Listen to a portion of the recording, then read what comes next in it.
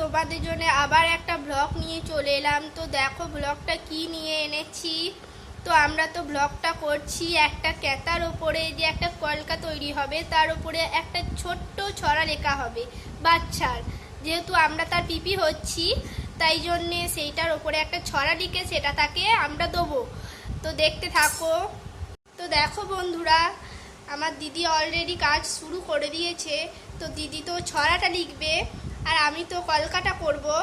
আর ও কলকার ডিজাইনটা সবই ও করে দেবে, আমি জাস্ট কলকাটা তুলবো, কারণ দুজনাকে মিলেই তো করতে হবে একটা বড় ক্যাতা। সেটাই কি করে, মানে আমি একা করবো কি, ওইবার একা কি করে করবে, তার জন্য দুজনাকেই হাত মেলাতে হচ্ছে।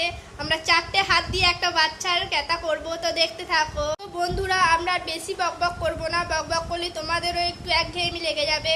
তো দেখো, দেখতে থাকো, আমরা তো শুরু করে দিয়েছি কাজ। তো চলো।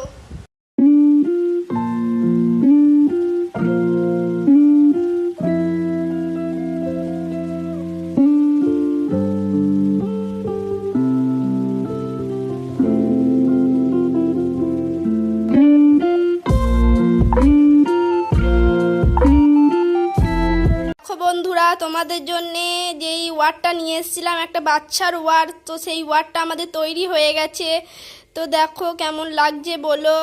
কমপ্লিট হয়ে গেছে কিন্তু আমাদের, দেখতে থাকো আর কমেন্টে বলো কেমন হয়েছে। গাইস, তো আমাদের ব্লগটা এই পর্যন্তই ছিল। তো তোমাদের যাদের পছন্দ হয়েছে এই বাচ্চার ওয়ার্ডটা, তো তোমরা একটি করে লাইক, কমেন্ট, শেয়ার করতে ভুলো না প্লিজ। Tata guys.